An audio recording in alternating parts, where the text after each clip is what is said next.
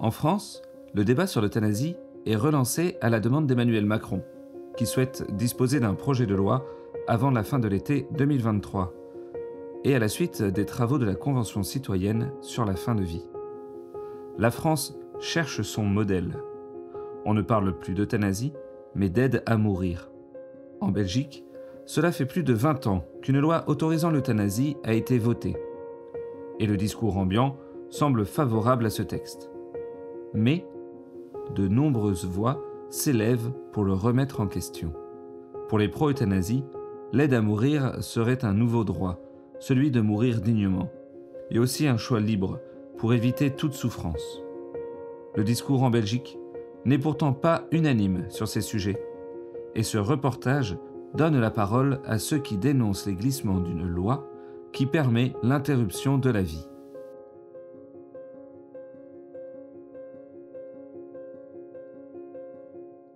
Depuis 2002, on sait que la loi sur l'euthanasie en Belgique a évolué à plusieurs reprises. Quels sont ces glissements successifs qui constituent autant de dérives par rapport au cadre initial de la loi ? La loi relative à l'euthanasie, en fait, a été adoptée en 2002 en Belgique, donc elle a fêté ses 20 ans l'an dernier. En 2002, la loi a été votée pour les adultes, les patients adultes, souffrance physique et psychique dès le début, donc souffrance inapaisable qui dure, où il n'y a pas d'autre moyen pour soulager, une demande du patient répétée, volontaire et sans pression externe, et une personne qui est consciente.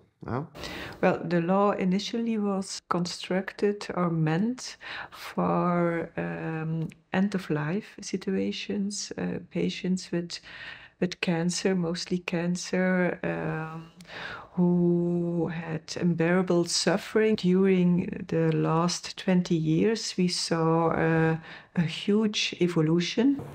Parmi les modifications les plus significatives, je citerai peut-être celle de 2014, qui a amené à étendre la pratique de l'euthanasie aux mineurs sans condition d'âge. Ce qui fait qu'en théorie, par exemple, un enfant de 5-6 ans pourrait en Belgique demander l'euthanasie et effectivement être euthanasié.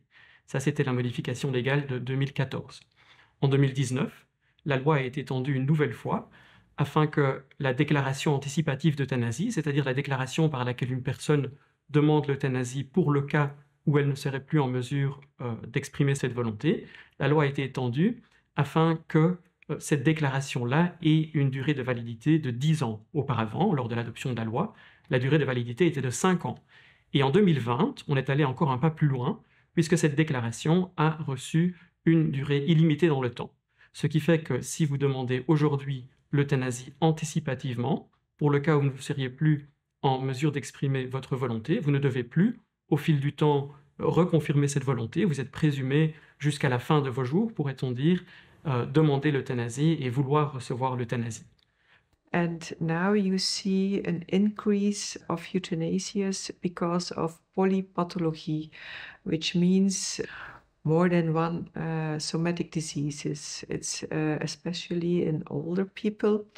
And the last years, the cases of euthanasia for polypathology were 20% of all euthanasia.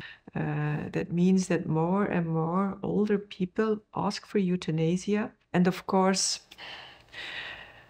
many people who get older have many pathologies. And we see in the reports of the Commission that the pathologies are not terminal, or don't have to be terminal, or are not always terminal. And the problem is that society doesn't seem to care. La loi est censée encadrer la pratique de l'euthanasie.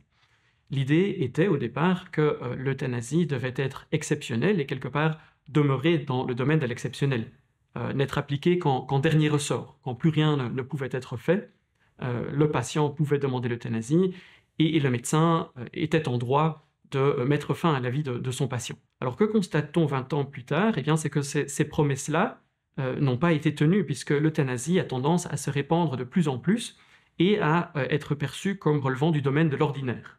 Au niveau des nombres, cela signifie que 7 euthanasies en moyenne sont pratiquées par jour, sur la base des chiffres qui ont été déclarés en 2022 on atteignait près de 3000 euthanasies par an, pratiquées par an en Belgique. En tout cas, 3000 euthanasies déclarées. Donc, il fallait, je pense, ouvrir un véritable débat autour de la fin de vie. Ça me semblait vraiment essentiel. Et donc, au niveau politique, il y a eu un débat qui a été ouvert, mais avec ce piège, c'est que les personnes qui ont été écoutées étaient généralement des personnes qui étaient déjà partisanes de l'euthanasie. Donc, c'était un débat qui était assez fermé, les dés étaient déjà pipés, puisque la plupart des personnes concertées étaient des personnes convaincues du bien fondé de l'euthanasie. Cela aurait été tellement plus riche de rencontrer des soignants, des médecins qui avaient des avis différents.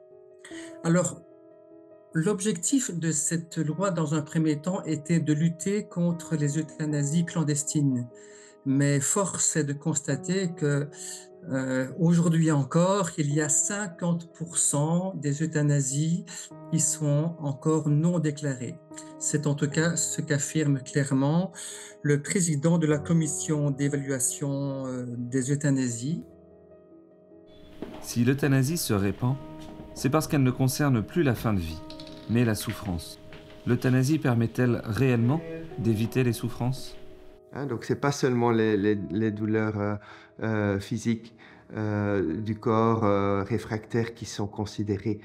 Donc, moi, je vous dis, si c'est vraiment les douleurs du corps, les douleurs comme on les entend, les douleurs dans le corps, c'est 1%, une estimation, 1% de douleurs réfractaires, petit groupe. Si c'est psychique, je n'ai pas de chiffres, mais je sais qu'il y a beaucoup de gens qui sont en grande souffrance aussi, en soins palliatifs. Alors, on essaye au maximum avec toute l'équipe de les accompagner. Social, ne sous-estimons pas aujourd'hui les douleurs réfractaires sociaux. C'est peut-être un terme qu'il faut un peu expliquer, mais il y a des gens qui sont seuls, il y a des gens qui ont besoin de beaucoup de soins, mais ils n'ont pas ce réseau familial ou d'amis autour d'eux, et spirituel aussi, oui, dans le sens qu'il y a des gens qui ne voient plus leur sens à la vie.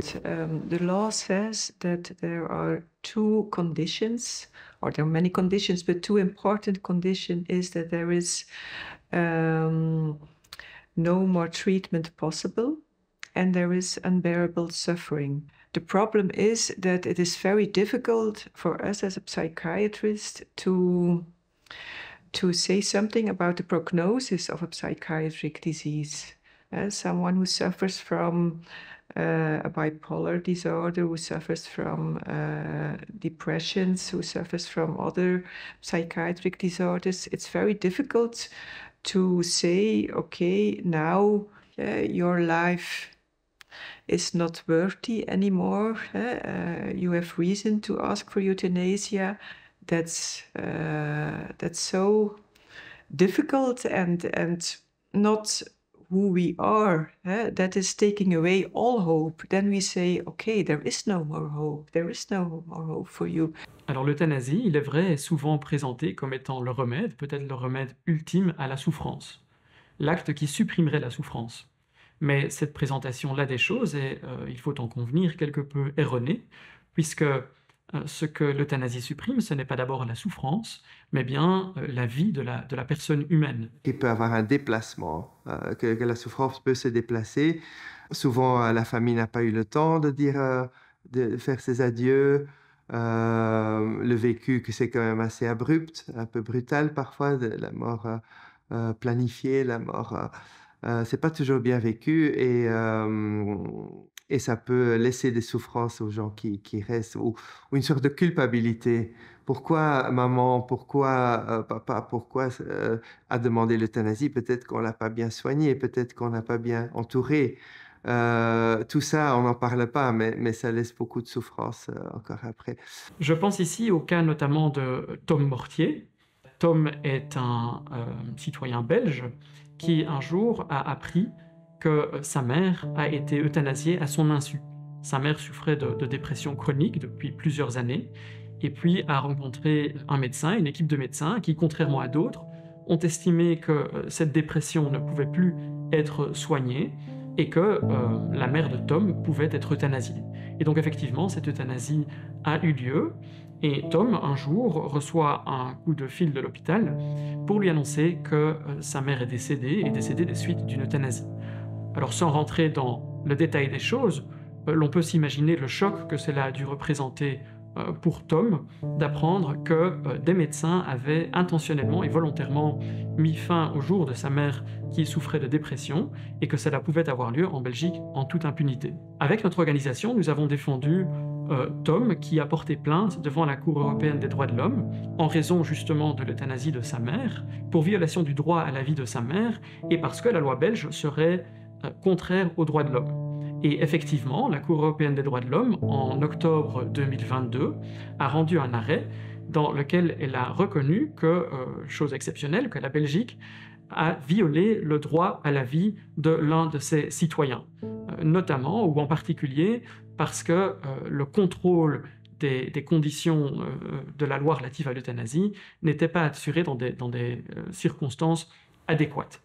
Et il est à espérer que d'autres personnes en Belgique vont progressivement s'élever contre certains aspects de la loi relative à l'euthanasie, voire continuer à dénoncer le principe même de cette légalisation, et que peu à peu dans le temps, eh bien, la législation belge relative à l'euthanasie soit dénoncée pour ce qu'elle est, c'est-à-dire fondamentalement contraire à la dignité de la personne et aux droits de l'homme. Par ailleurs, il y a aussi, et ça c'est plus compliqué, des patients qui demandent l'euthanasie contre la vie de la famille.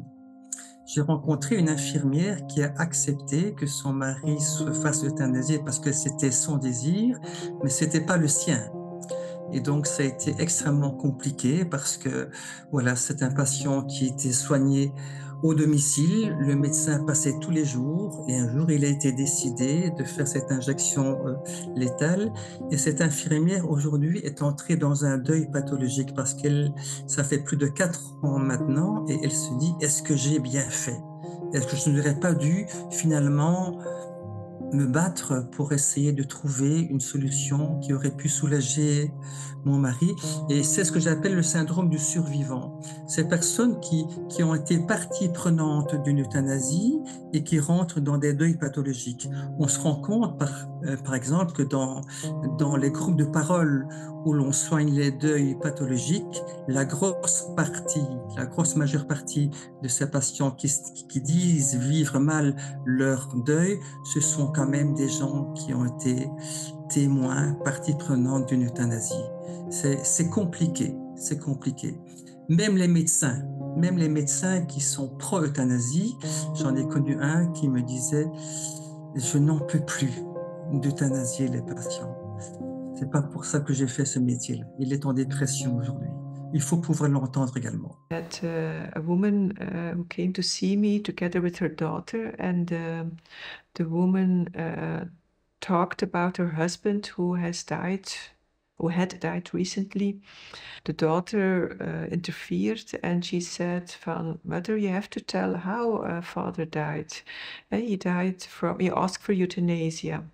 And then the daughter told me the story that her father had Parkinson and he couldn't write his question. He couldn't write down that he wanted euthanasia. So the daughter helped him write, "I want euthanasia." And when she told that story, when she explained how it happened, she bursted into tears.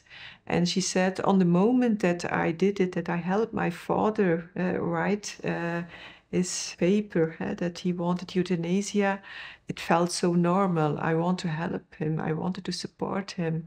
But afterwards, there was something very difficult. I helped my father to die. Or what did I do? So, in the symbolic way, it was difficult for her after the euthanasia, even though she could understand his choice. And she agreed with his choice, but she underestimated what it would mean for her after It has a huge impact. It really has a huge impact, and people underestimate it, and even families themselves often underestimate it. Eh bien, la réponse de l'humanité par rapport à cette souffrance va de dire tu souffres, eh bien je vais directement stopper tes souffrances en t'euthanasiant. Donc en te mettant une dose létale qui va te permettre de ne plus souffrir.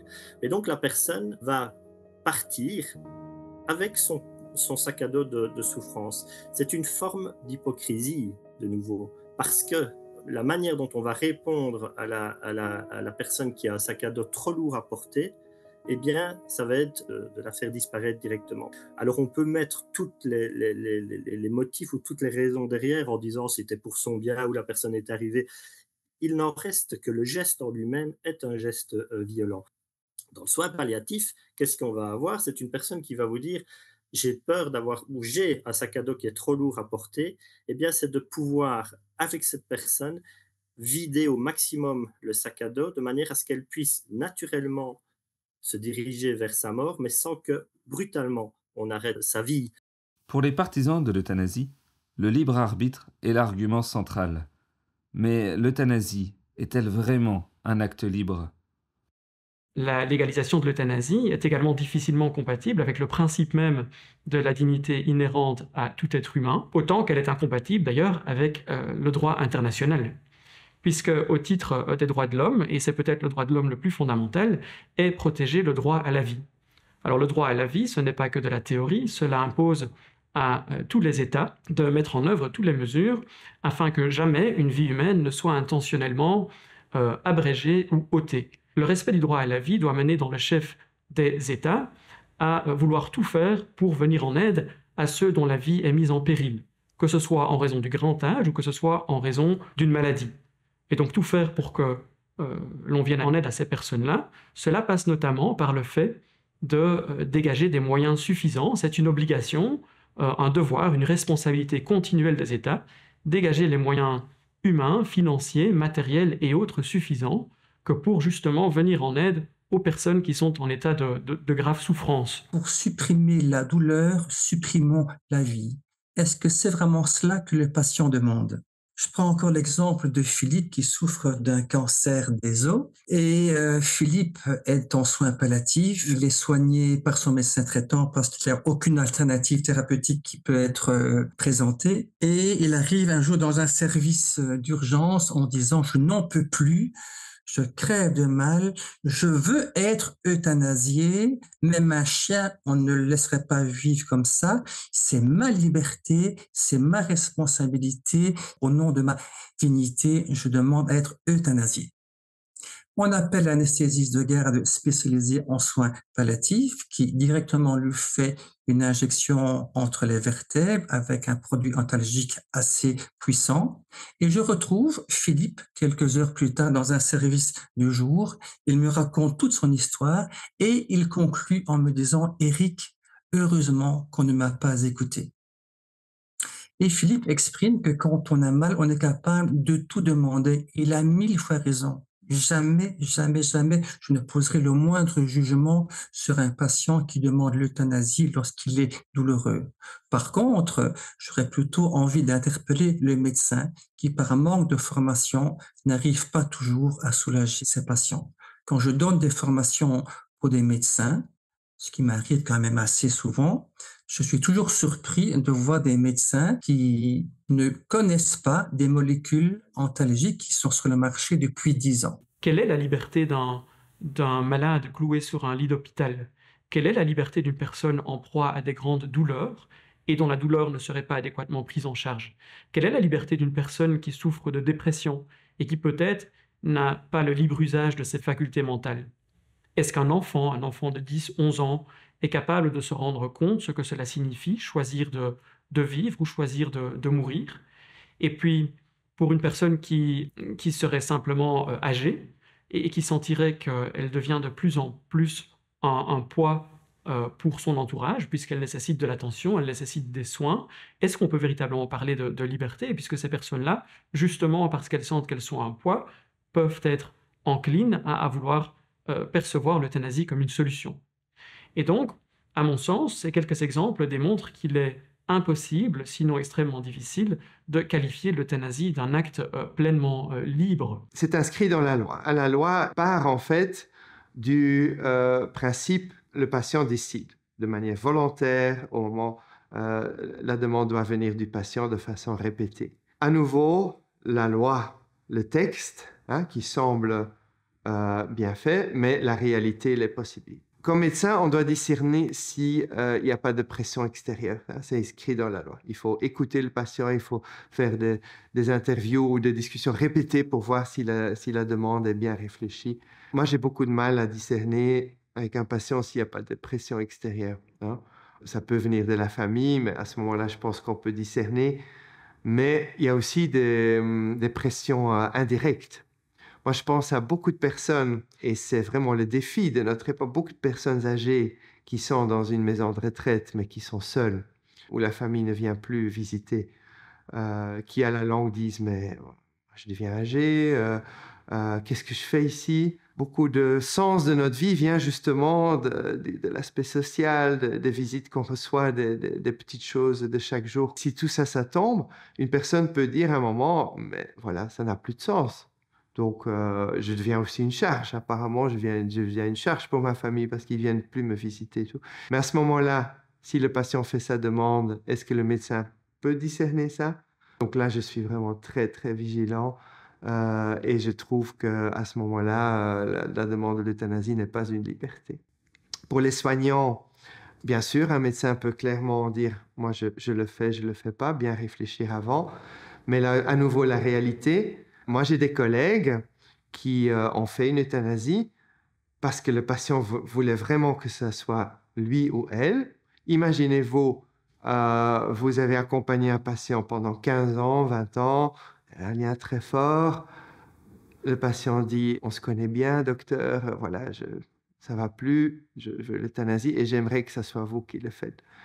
Qu'on n'est pas bien préparé ou si on a vraiment une sorte de, comment dire, comme médecin, on veut aller continuer à aider ce patient. J'ai eu des collègues qui ont fait une euthanasie mais qui n'étaient pas vraiment convaincus ou à l'aise et ils m'ont dit après qu'ils ont souffert pendant quelques jours après de cet acte, qui reste un acte quand même avec beaucoup d'impact. On donne une injection ou une perfusion et tout de suite après, le patient meurt, ça a un impact sur le médecin et les soignants qui le font. Et un dernier cas très intéressant, c'est une personne qui est en EHPAD et qui dit à un moment donné, je ne sers quand même plus à rien. À quoi ça sert de vivre encore? Et sa fille qui était là lui répond tout naturellement, mais maman, tu sers encore à nous aimer. Alors ça a l'air tout bête, tout simple, mais cette dame a répondu, ben, finalement, c'est vrai. C'est peut-être la chose que je peux faire le mieux, c'est de pouvoir aimer. L'humanité a beaucoup mieux à proposer que l'euthanasie, elle a les soins palliatifs. En parallèle de l'euthanasie, la France veut développer ses soins palliatifs. L'euthanasie et les soins palliatifs sont-ils compatibles? Ce qui est très spécifique aux soins palliatifs, c'est un accompagnement, ce que je dirais, total. On appelle ça parfois holistique, dans le sens qu'on va avoir attention pour les aspects des douleurs physiques, les douleurs du corps, mais aussi les douleurs psychiques. Donc, on a toute une équipe aussi de psychologues qui peuvent accompagner les patients. J'ajouterais les douleurs ou les souffrances sociales. Il y a des gens qui sont seuls, il y a des gens qui ont besoin de plus de soutien et de soins à la maison, et puis même jusqu'au spirituel. Et il y a différentes facettes. Ça peut être à l'hôpital, au département de soins palliatifs, mais aussi à domicile. C'est fortement développé à domicile parce qu'il y a des patients qui veulent rester le plus longtemps possible à la maison. C'est très souvent dans les résultats qu'on peut avoir dans des questions, quand une personne demande l'euthanasie, c'est de nous dire « mais moi je ne sers plus à rien ». Et donc très très rapidement, on se rend compte combien la personne a une tendance à s'associer à du faire. Et donc la première étape justement en termes de soins palliatifs, c'est de commencer à faire comprendre à la personne qu'avant de faire, elle est. Et donc je crois vraiment qu'il est important de prendre le temps un temps extrêmement important pour lui réapprendre justement qu'elle est au jour d'aujourd'hui grâce au progrès de la médecine, et je pense que c'est important de les reconnaître et d'aller dans ce sens.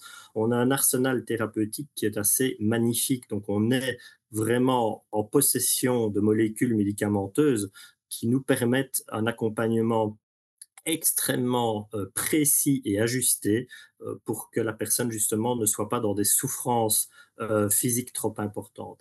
Alors c'est certain que dans certaines pathologies, on va se retrouver crescendo avec des doses, par exemple les morphiniques, des morphiniques qui vont commencer évidemment à monter, mais qui seront toujours faits en parallèle de l'évolution de la maladie et de la souffrance. Et donc, la dimension justement d'un accompagnement personnalisé est très très importante à ce moment-là. Quand je vais en soins palliatifs donner une dose d'un morphinique, c'est toujours dans le but que la personne ne reste dans une dimension où elle n'aura pas des douleurs qui sont insoutenables. Et donc, ça demande vraiment un accompagnement 24 heures sur 24, 7 jours sur 7. C'est pas comme si on pouvait dire au jour d'aujourd'hui, les soins palliatifs n'ont pas les moyens de pouvoir répondre à cette douleur. Si on a les possibilités, en sachant tout de même que ça demande de la part du professionnel de la santé d'avoir une excellente gestion justement de ces antalgiques ou même simplement de toutes les démarches qu'on peut avoir auprès d'une personne qui est mourante. On peut aussi faire des sédations temporaires. Si le patient est vraiment au bout, hein, ça arrive, hein, que le patient, maintenant j'en peux plus, j'ai besoin d'une petite pause, je dors plus très bien et tout. On peut parfois faire une sédation pour une nuit ou une nuit plus longue ou même quelques jours et après réveiller le patient qui après reprend souffle. Donc, c'est pas tout de suite noir et blanc en disant on peut plus rien faire, mais il faut à ce moment-là soutenir au maximum, même avec des sédations temporaires. La richesse des soins palliatifs et ce qui fait d'ailleurs que notre métier de soignant est magnifique, c'est justement cette relation individualisée, ce côté très humain où un humain est en relation avec un autre humain. J'aime beaucoup cette phrase d'un de nos professeurs qui nous disait le métier que vous avez choisi, c'est une confiance par rapport à une conscience. Donc la confiance de la personne qui se fait soigner par rapport à votre conscience de vous soignant. Et c'est vrai que c'est une relation qui nous amène au quotidien, justement, dans une relation exigeante. Relation exigeante à beaucoup de niveaux, parce qu'il faut évidemment donner de notre propre personne, mais aussi parfois sacrifier telle ou telle chose que nous aurions peut-être voulu faire, justement, pour pouvoir accompagner au mieux la personne. De nombreuses études montrent aujourd'hui que nous pouvons soulager entre 90 à 95 de toutes les douleurs, y compris les douleurs neurogènes qui touchent les nerfs. C'est vrai qu'aujourd'hui, je l'ai dit parfois, par un manque de formation médicale, il y a un impact d'une augmentation exponentielle de l'euthanasie quand les médecins ne sont pas suffisamment formés. Ceci étant, il y a entre 2 à 5 de douleurs dites réfractaires, de douleurs réfractaires au traitement traditionnel. Et pour cela, on peut utiliser la sédation, qui est souvent de l'ordre de la confusion. Dans la tête des gens, la sédation, c'est une forme d'hypocrisie d'une euthanasie déguisée. Alors, il faut rappeler, hein, rappelons très vite, l'euthanasie, acte pratiqué par un tiers qui met intentionnellement fin à la vie d'une personne à la demande de celle-ci. La sédation, action d'induire un sommeil dans le but de soulager un symptôme physique ou psychique important et réfractaire au traitement traditionnel. Donc, l'euthanasie se différencie fondamentalement de la sédation par sa définition, par son intention et par son résultat. L'intention de l'euthanasie, c'est de provoquer la mort et le résultat, c'est la mort. L'intention de la sédation, c'est de pouvoir soulager un symptôme et le résultat, c'est une meilleure qualité de vie. Alors, bien sûr qu'il y a plusieurs types de sédation. On peut avoir des sédations que l'on dit terminales, mais le patient, on ne l'a pas fait mourir, on l'a laissé mourir dans un soulagement total. Soit il y a des sédations qui peuvent être ponctuelles. On va endormir un patient de manière très souple. On va tenter de le réveiller durant les périodes de visite. on va l'endormir davantage dans les cycles de nuit, le réveiller un peu plus pour les cycles de jour. Et il y a parfois des personnes qui sortent d'une sédation parce qu'on sait que la douleur a aussi une valeur émotionnelle. Donc parfois, endormir un patient quelques jours peut lui permettre de retrouver une qualité de vie meilleure. Oui, il y a beaucoup d'énergie qui doit être mise là-dedans, c'est très beau, mais on manque de moyens. On manque de moyens, on manque de médecins formés, infirmiers, infirmières, pour avoir beaucoup plus d'éducation, information auprès de la population et moi je trouve ça très, très important parce que, aussi vis-à-vis de cette question de l'euthanasie, souvent mes patients connaissent mieux en fait via les médias tout ce qui se passe depuis 20 ans en Belgique connaissent mieux l'euthanasie que les soins palliatifs et ça, je trouve pas normal, en fait, ça devrait être l'inverse. J'entends en France que, hein, il y a même des départements qui n'ont pas encore de centre de référence de soins palliatifs pendant qu'on discute déjà de la loi euthanasie. Ça, pour moi, ce sont des choses qui vont pas. Ce sont vraiment des choix politiques aussi, des choix. Il y a encore beaucoup, beaucoup de possibilités de développer les soins palliatifs. Cette loi dépénalisant l'euthanasie a été promulguée en même temps qu'une valorisation des soins palliatifs. Mais la confusion a été clairement établie dans la tête des Belges en se disant, mais finalement, si c'est légal, c'est normal. Et certains arriveront presque à dire, ben, si c'est normal, c'est moral. Donc, il y a une véritable confusion. Or, je pense qu'il faut rappeler que la différence entre l'euthanasie et les soins palliatifs est énorme. Les soins palliatifs, c'est la prise en charge globale d'un patient pour lequel les traitements thérapeutiques ne sont plus efficaces et pour lequel soudainement la qualité de vie devient l'objet principal. Et cette qualité de vie passe par la gestion des symptômes douloureux, des symptômes physiques, psychiques, familiaux et spirituels. Et quand on parle de spirituel, c'est la question du sens, c'est pas une question philosophique uniquement. Entre soins palliatifs et euthanasie, ce sera deux approches qui sont complètement différentes. J'avais été quelques semaines auparavant en Côte d'Opale, j'avais été très touché par cette très grande falaise, ces énormes falaises qui se présentent où vous avez très, très loin en contrebas la mer qui vient lécher les rochers. Et donc, l'image qui m'était venue à ce moment-là était de considérer justement un peu cette mer comme la mort. Cette mer qui est extrêmement vaste, dont on ne voit pas les frontières quand on est là sur notre rocher. Donc, c'est cette dimension de la mort, mais qui est proche de nous. Donc, la personne qui est en fin de vie, je la considérais un peu comme étant là vraiment sur l'extrême limite du rocher, prête à basculer vers la mort.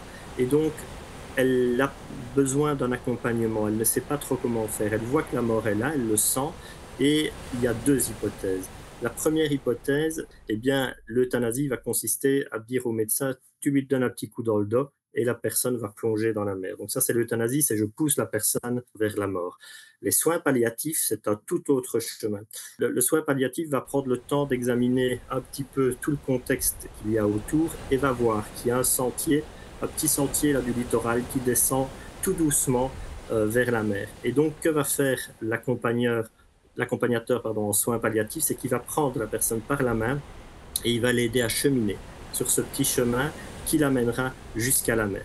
Alors, de fait, dans les deux situations, on arrivera à la mer. Simplement, on se rend compte combien l'une et l'autre des démarches va être tout à fait différentes.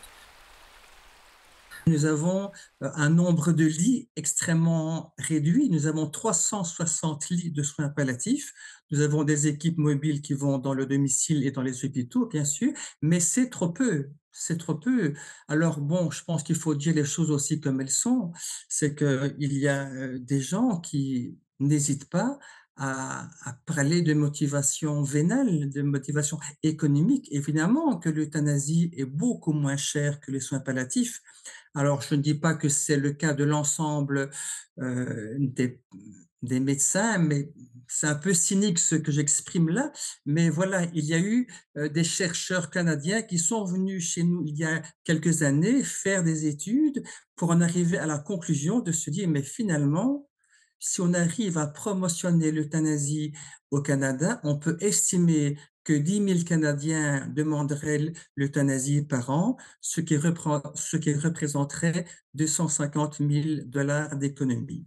Et après de se défendre en disant, mais ce n'est pas l'objectif. La motivation économique n'est pas la principale. Pourtant, ils l'ont exprimé. Donc, ça m'interpelle. Des limites inhérentes à toute légalisation de l'euthanasie ou du suicide assisté, et ce sont là de saines raisons de s'y opposer, c'est qu'en réalité la légalisation de l'euthanasie ne fait que renforcer la logique de rentabilité et d'efficacité qui gouverne les hôpitaux, plutôt que celle qui est une logique de soins. Et c'est ça qui est très contradictoire, je trouve, au moment qu'on a fortement développé les soins palliatifs, et en Belgique, on a un très haut niveau, hein, aussi à domicile et ça. Même si on manque de moyens, on a quand même un haut niveau, il y a quand même toujours plus de demandes d'euthanasie. Donc, c'est quelque chose qui va pas et qui montre que l'euthanasie, c'est une autre question souvent. Les soins palliatifs, on dit, on va y aller ensemble, médecins, soignants, patients. On va pas accélérer, on va pas retarder, hein? Donc pas accélérer, c'est clair, pas d'euthanasie, pas retarder la mort, pas de acharnement thérapeutique, hein? C'est une des bases des soins palliatifs, arrêter à temps. Si les traitements n'ont plus de sens, arrêtons-nous, ça va provoquer plus de souffrance. Vous allez peut-être gagner 1 ou 2 semaines de vie, mais avec plus de souffrance. Non, c'est pas bon. On arrête, on met tout sur le confort. Toute cette philosophie d'accompagner, d'avoir une sorte d'alliance patients et médecins ensemble jusqu'au bout.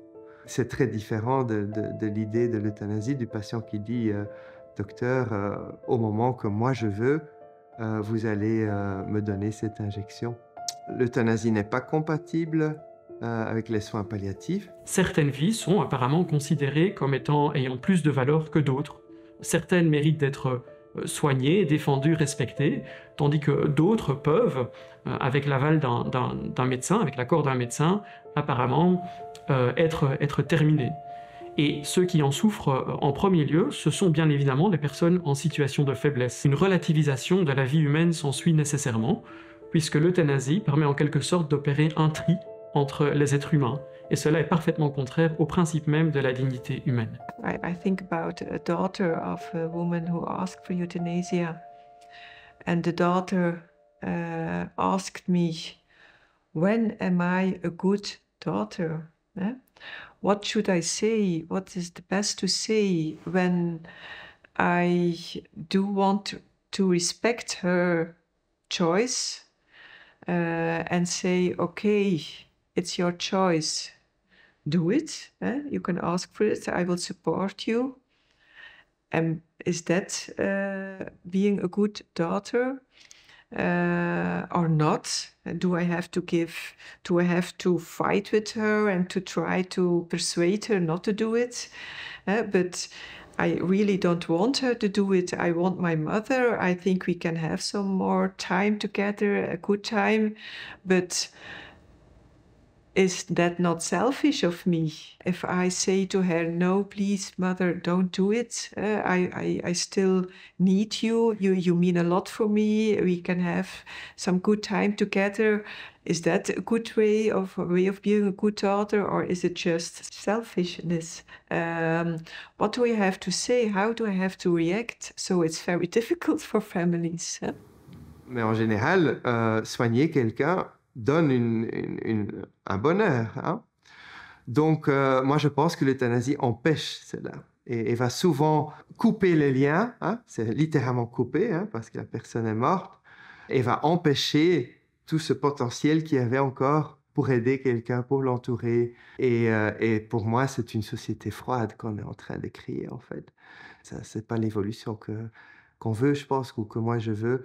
Et les soins palliatifs, c'est vraiment l'alternative, hein? C'est l'alternative pour une société plus chaleureuse, mais qui demande plus. Well, the hope that not that everything will be all right. That's not the hope, but the hope that there is something that can be done. That there is life possible. Et moi, j'ai ma conviction. J'essaie de le dire clairement aux patients que j'ai fait l'audition pour moi que je ne ferai pas d'euthanasie. mais je le fais aussi parce que je sais qu'il y a une alternative. Il me viennent en tête ici des mots qui ont été écrits par d'autres que moi, mais que je reprends volontiers. C'est celle qui consiste à dire que peut-être, derrière toute demande d'euthanasie en apparence libre, ce qu'il convient de voir et de déceler, c'est le désir de vie qui gît parfois confusément dans toute demande de mort. Un autre exemple de souffrance psychique, nous accueillons un jour une dame qui a un cancer du foie, qui ne pèse plus que 40 kilos et qui demande l'euthanasie.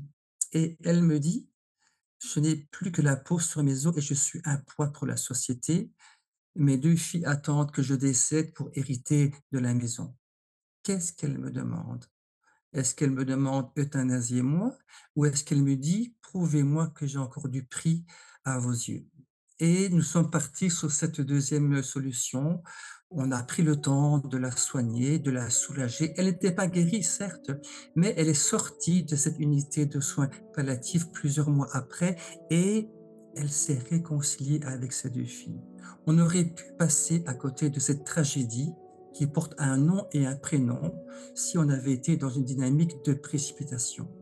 Les soins palliatifs au jour d'aujourd'hui, en 2023, et de plus en plus, à mon avis, dans les années qui vont venir avec les évolutions de la médecine, sont en mesure de répondre à l'humanité par rapport à cette dimension de fin de vie. C'est pas toujours la voie la plus facile, mais selon moi, bien clairement, la voie la plus belle.